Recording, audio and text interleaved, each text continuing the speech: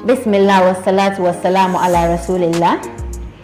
Welcome to the Awdad Chat, where Muslims meet to share opinions and have meaningful conversations and grow through them. Today, our topic is going to be on modest fashion. So when it comes to Islam, modest fashion has a lot of importance. One is getting closer to Allah subhanahu wa ta'ala, and also it serves as an identity for you as a Muslim woman when you are in a hijab. Nowadays, modest fashion has become a really great trend, from abayas to hijab pins to a lot. So join us today as we delve into most of the importance of modest fashion and how it boosts our confidence and how it helps us connect to our faith and also self-confidence. We have with us today Sister Maimunatu Musa. Welcome back to the Awdad Chat. How do you feel being here again with us? Thank you. I'm grateful for this opportunity given to me by Awdad Foundation. I'm glad to be with you today for this chat. Okay. And I'm hoping to give out my best and also learn from you. Okay. So before we start, we are going to start with a surah, an ayah from the Quran, from Surah Al-Ahzab, chapter 33, verse 59. It says, "O prophets, ask your wives, daughters, and believing women to draw their cloaks, which is their garments, over their bodies.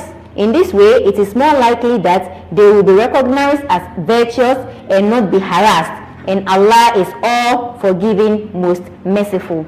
So, as this, I can see already in the spirit. So, as Allah has already asked the Prophet Muhammad sallallahu alaihi wasallam to warn us to be careful of how we dress on this dunya, my first question to you is going to be kind of like personal. Okay, so when you hear the term modest fashion, what comes to your mind personally as a Muslimah? Okay. To me, modest fashion represents self-respect. To me, yes. And also, Islamically, it's a way of dressing to please Allah. Modest, yes, being modest, dressing in a way to please Allah, and modest fashion, dressing in a way to please Allah, whilst maintaining your elegance and personal style. Now, so for modest fashion. Now, I agree with you on this. Yeah. I'm in short of words. I don't know what to add to it. So the next question is going to be, a lot of sisters love looking very stylish, ladies, and so, but also want to stay within Islamic guidelines. How do we personally balance elegance and modesty in everyday style? Okay. First, you have to get yourself a loose-fitting dress. Make sure your dress is loose. It's not tight on you, and it shouldn't also be too big. It shouldn't be too big, and it shouldn't be tight on you. It should look loose on you. And also you should get yourself this maxi dresses. Let's say if you want to go to places like the beach, yes, you can get yourself this maxi dresses. You can wear your inner in it, which can cover your hands, which can cover your body. And also get yourself, since you want to look stylish, get yourself different hijabs of different styles and colors. Make sure that it falls within the Islamic values. Not too bright and yes, hot not colors, too bright and hot colors, and not too short, like not the one that will expose your body instead of covering it. The one that gives the perfect definition of hijab. So get yourself different types and make sure that whenever you are going out, you experiment. You wear them. You make sure you look for the one that best matches your outfits.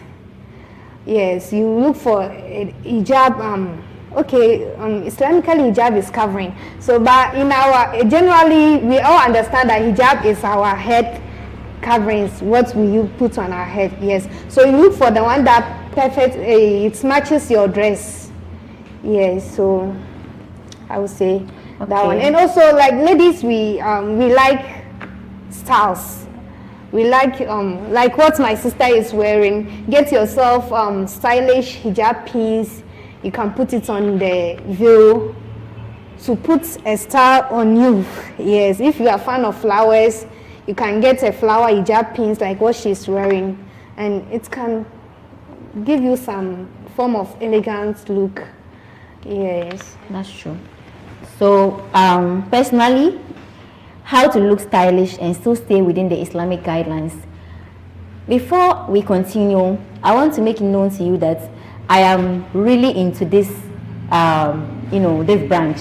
This is my area. This is my area of speciality. Okay, modest fashion. I deal in modest fashion, abayas and all that. So this is really my speciality. So if I'm going to talk, I might be talking, and then we'll still be here till so the whole day, and we will not finish. But to add a little to what my sister just said, with how to style and still stay within the Islamic guidelines, you can look at the trend. Nowadays you've seen people trending, wearing Shayla hijab and all those things. You can as well wear it, but in a modest way. Make sure that as you are dressing and styling yourself, you are still falling within the rules that Allah has ordained for you. Okay, yes, people wear heels. You as a hijabi, you can wear heels, of course, 5 inches, 7, you can wear any inches you want, but make sure that your dress is going to be long enough and loose enough for you. It shouldn't be that tight. People are wearing maxi dresses that are tight. Sometimes they are ruffles, 3-layered, and you see them very tight. You can as well take it to a seamstress or someone you think can style it very well for you. You use that same style as an inspo. They call it style inspo, right? Yes. You use it as an inspo and sew your dress, but it will be in a modest way, just that it will be in the same style, okay? So you can still dress anyhow that everybody is dressing, just that you have to make sure that it is within the Islamic codes. So my next question is going to be, how do you think modest dressing empower us? How does modest dressing empower us? I mean, what kind of confidence or self-respect does it bring to our life? Like what's they saying? What kind of self-respect? Modest dressing actually brings self-respect to us. Yeah. Yes, it's a dignity. It dignifies us as Muslims. Yes. Let's say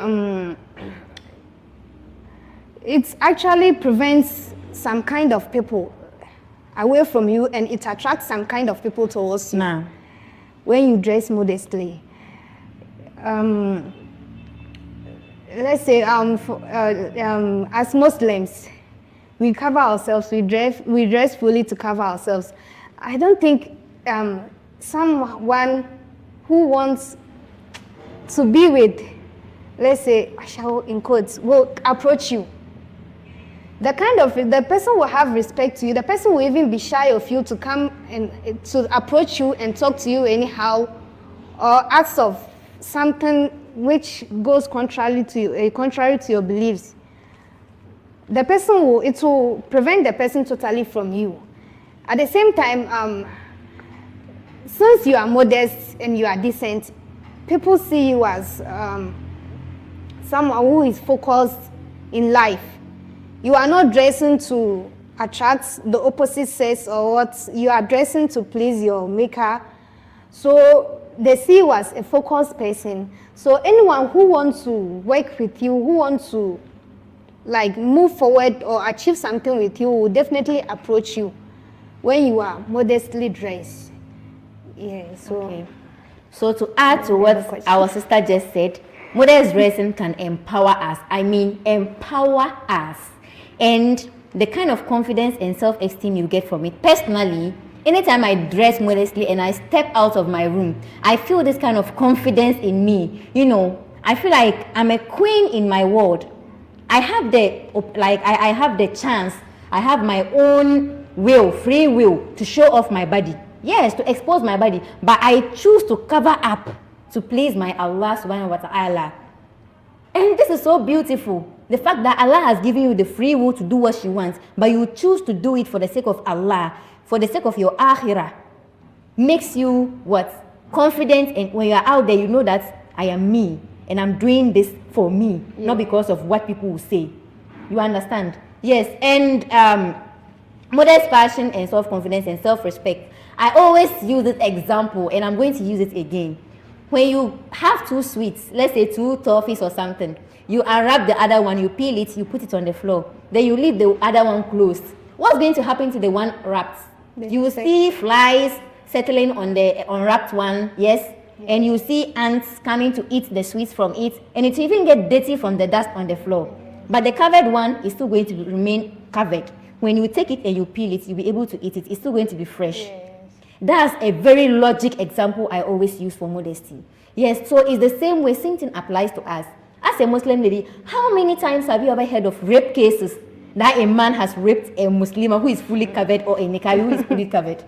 You barely hear it. Mostly it's those who uncover themselves. You attract the opposite sex. The men, they have their weak points. That is why Allah asks us to cover up. And Allah also asks them to lower their gaze. So if you are a lady and you don't cover up, how do you then expect your brother to be able to lower his gaze? If he sees you, he would want to look at you twice. Because you are showing him what you want to show him. You mean that, oh, I'm available. Come and touch me. Come and touch me. I'm available. But the moment you are covered up, they will even be scared to look at you twice. There will be that self-respect. When he's looking at you, you see that his face is going to be, it will be on the ground small. Yes. And for the toffee example, like logically, let's say to us Muslimah, the toffee example that you gave, you see the toffee, the one that is not wrapped, is just there. Yeah. No one values it. No one is going to take it to sell. Yes. It's just there. Anyone can come for it. Insects can come for it. But the one that is covered, they are going to keep it in the shop. Selected. They are going to keep it, protect it for people to come and buy it. You pay before you take it. Yes. But the one that is not covered is there, free bento for everyone to touch it, to use it anyhow. That's how we are also like. You open yourself, you leave yourself uncovered. It's going to attract people who are not coming to put any value on you. They will just come and use you and leave you. But when you cover yourself, you are going to attract people who want to live their life with you, who want to invest in you, who want to come home, see your family, and spend on you and marry you and take you to their house as wife, instead of using you and leaving you. So that's a perfect example. I love that. Good. So my other question is that, so let's talk about outfits. When we talk about outfits, let's talk about outfits. What are some of your go-to pieces that make you feel both modest and absolutely elegant? Okay. What are your go-to pieces? Abayas. Yeah. Yes. Abayas, himar, this material, soft, there's this material that they are selling. Satin. Okay. There's another name, chiffon, brother satin, a whole lot, yes. See, personally, that's what I mostly use when I'm not having the money to buy the abayas. I just look for the style online, and I go and buy the material. I give it to my seamstress, and she sews the perfect style for me, the same abaya style for me, and I look elegant in it. Yeah. So if you can't afford the abaya, these are some of the ways that you can also sew the abaya styles and enjoy this and wear it decently. Yes, so it's also my go-to. I would say abaya. Why? Because they match every occasion. Be it Eid, be it you are going for Jumu'ah, be it you are going for lectures, be it you are going for Muslimah outing, picnic, beach, anywhere, an abaya can suit each and every occasion. So my go-to outfit is always an abaya. And my go-to hijab is chiffon, because it goes with every outfit that you rock very perfectly. So my next question is, what have you ever faced challenges from society, family, or even social media when it comes to your modest fashion choices? And how did you handle it? Okay, from family, I've not faced any challenge. And social media, personally, I'm not moved by what I see on social media. I live my life based on Islamic teachings and what I learned from my madrasa. That's what I live my life on. But what should I say? Professionally or occupationally, I once faced a challenge. about my dressing. Yes, it was, I was supposed to, they needed to give me a position, but they wanted me to change my dressing. And the position that they wanted to give me, it was based on referrals from customers. The customers liked me. The customers liked how I interact with them, my marketing skills. They liked me, how I smile, how I talk to them with respect. So they recommended me to the manager and the board of directors for them to give me a position like that. So, and they called me and they asked me of this, that they will give me this position and I will be paid higher than the others. On the basis of me changing my dressing. How does that it affect is the wearing the trouser and then the scarf. And I told them no. I told them that it's not the dressing, it's not actually the dressing that is even attracting the customers. It's about me, it's my character.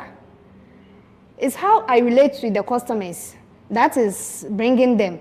So even if they change the dressing, even if I decided not to abide by what they are saying and I still wear my dressing, we are still going to attract the customers. Yeah. It's not about what I will wear. That's what I told them. And I stood on my feet that I'm not going to change. And they didn't sack me. I stayed there. I finished my work. They didn't sack me from the place.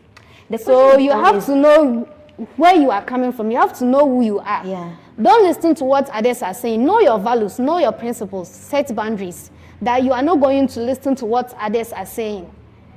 Everything you do is based on you, is based on your personality. Improve your personality and then go by the Islamic values.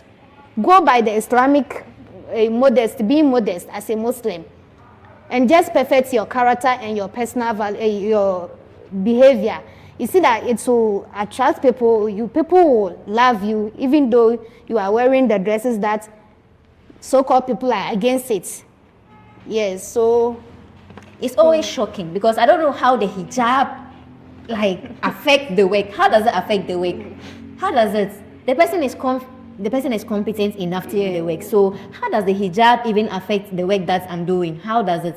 You know, I've ever faced that challenge too. Yeah. Back at campus, we were about to write exams and they were like, no one should put on a hijab to go and write the exam. Really? Yes, in the exam hall. UCC. I think that was level 200 or level 100. Hijab. We should take it off.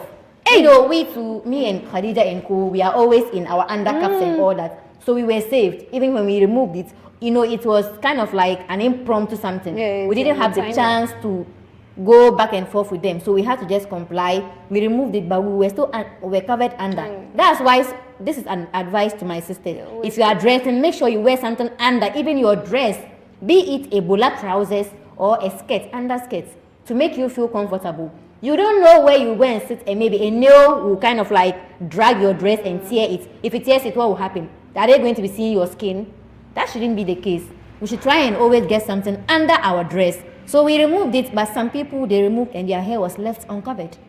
That was one of the challenges we faced. After that, we had to go and report. Serious. And they solved the issue. They solved it. I don't know how it's always affecting their work. But again, in a positive way, anywhere I work, for example, where I did my service like this, before I went, my boss told me that, Hikma, you are coming to work in an office. So now that you are coming to work in an office, you are not supposed to wear this abayas and whatsoever. You have to wear trousers and office wear. I'm like, what is office wear? Who defined office wear as wearing something short and something tight? Who defined it that way for us? Even Afghanians, who defined it that way for us? I just smiled. I didn't say anything. And when we started the service, I was wearing my abayas and I make sure when I wear it, it's still modest. You know, you can be modest and still look, you know, presentable, yes, and still look, you know, professional and look official. We have modest dresses that are official. Yes, I still wore my dresses and I went and, wallahi, most of the people I was working with in the office, they were permanent workers and most of them were Christians. But they were still admiring how I was dressing. They would come to me, Hikma, I like how you dress. I like how you wear your dresses. Wow. How do you even cover yourself and still look so elegant? Even during our off-campus where I was teaching, I've always dressed elegantly and I'm always modest. I make sure I cover up. But they will still be talking, Hikma, you always dress very beautifully. How are you so beautiful? That is how you can also inspire people with modesty. you can dress modestly and still be elegant. That's the other positive aspect I've faced. Yes, positive challenge I've faced. And I think we can make a change. You can make a change. You watching us can make a change. Advice to the Muslimah. When you venture into a new job, the first day that you go, make sure you dress modestly. Exactly. You are judged by the first dressing that you go with. Don't say because it's your first time we are going to wear something different out of Islamic values and think they will accept it the next time. They will accept you when you wear abaya the next time. No, the first day that you are going, make sure you are fully covered. It's so with like that, they will accept you as that. It's like you are deceiving them. Yes. So be real to yourself. Be real to yourself. Be modest on the first day, and they will accept you like that. Yeah. If they don't accept you, you know that, yeah, this is not where you're supposed to work. This is not where you're supposed to work. Yeah, that's good. You have to set your boundaries. You have to set your boundaries. Yeah. So, is there anyone online or in your personal life who inspires your modest fashion sense, and why them? Interesting. Actually, I've been dressing like this even since after BEC, after a vacation. When we go to school, when we come for vacation, I've been dressing like this. Afterwards, I've been dressing like this, and I wasn't having mobile phone. So I don't think I've been, my modest dressing is being inspired by someone on social media. Yes, I don't think. But I would say I'm being inspired by my Islamic teachings. I'm being inspired by Islamic values, by hadith and the Quranic verses that teaches us about modesty. That commands us to cover ourselves as women. That's what inspires me, and I only want to please Allah. So that's what makes me dress like this. Yes. Okay. So to me, my go-to person, I don't think I have someone to. I just make sure I dress according to what Islam asks us to dress, and I make sure I feel comfortable. I make sure I feel comfortable in whatever that I'm wearing before I step out of my house. So when I'm dressing to, my go-to, probably I'll just go online, Pinterest, or maybe Google, or maybe YouTube, and search maybe what color can match with this color combos, how I can match this dress with this dress, how can it match, and all that. Probably I'll do those kind of small research so that I can look presentable and elegant. Being modest doesn't mean you should look like you are from the rubbish or whatever. Being modest doesn't mean you shouldn't look elegant. You shouldn't look presentable. Yes, so I always make sure I want to look presentable. Probably I will search how to match this with that, how to wear a kimar with heel or with sneaker or something. Inspos, I'll go for those inspos. But like a social media personality or someone that I look, no, I don't have that. Just the Quran and the Hadith, as you said. We hope we will be an inspiration to the young ladies coming up, those who are not able to get access to these tools that we are mentioning, and our madrasas teaching us, those who are not able to get access to this. We hope we will be inspiration to you. Yeah. And funny enough, anywhere I go, I get people telling that, Hikma, I want to dress like you. How do you always dress so elegant? Why are you always looking elegant?